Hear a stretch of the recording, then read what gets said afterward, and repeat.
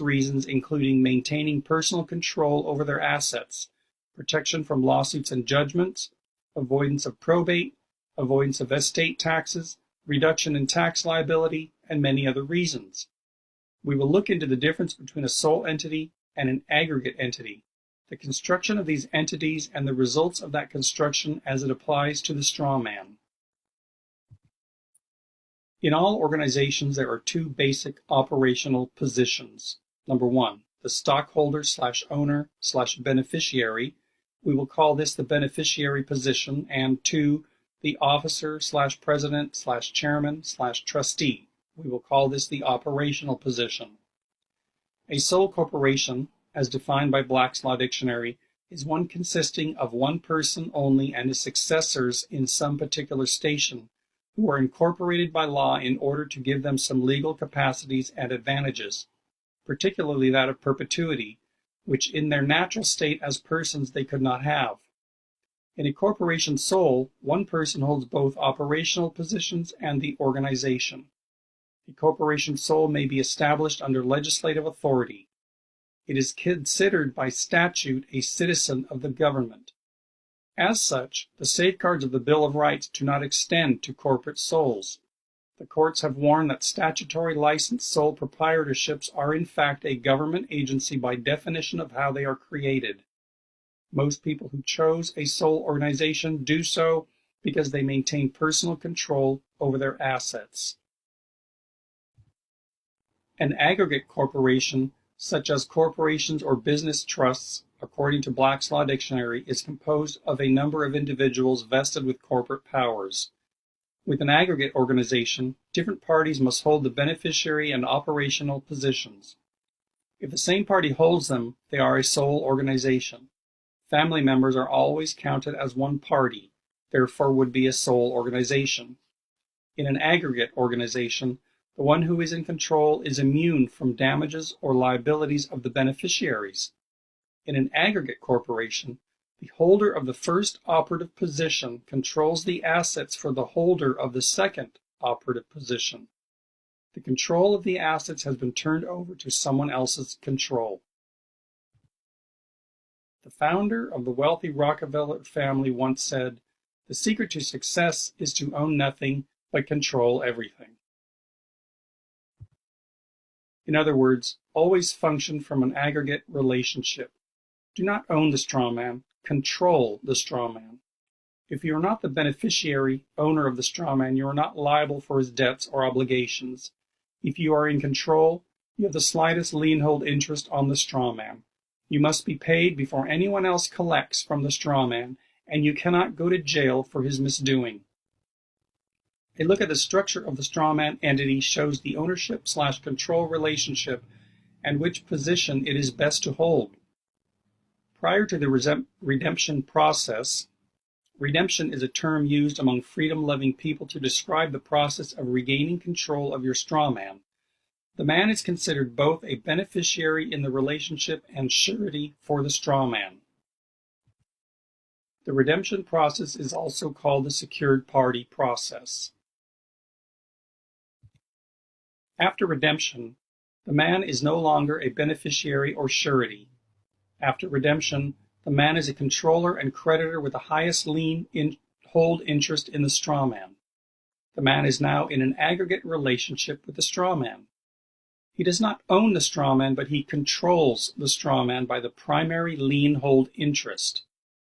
In this country, the power was granted to government by the people. Power is granted to the government by the people individually to create states, and by the people as a whole to create the national government.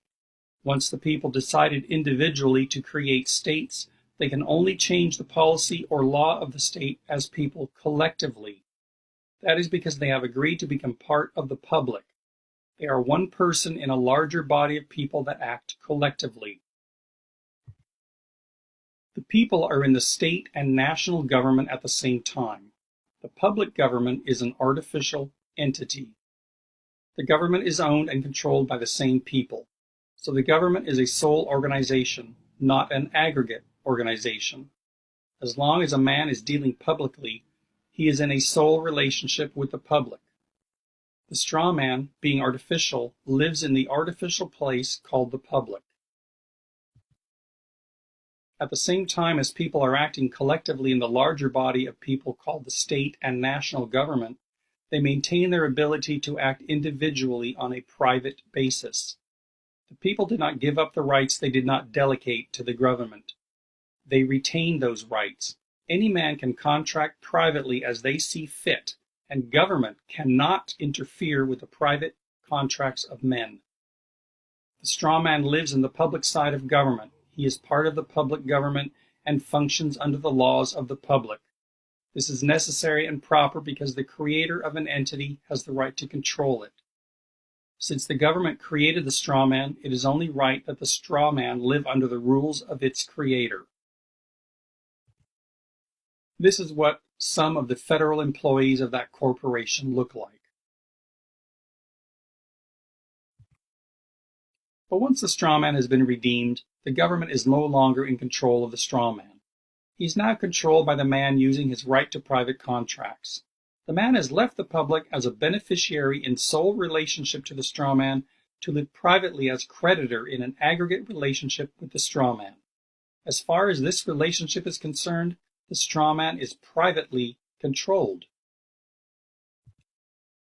The straw man will still exist as a public entity because that is the only world in which he has reality.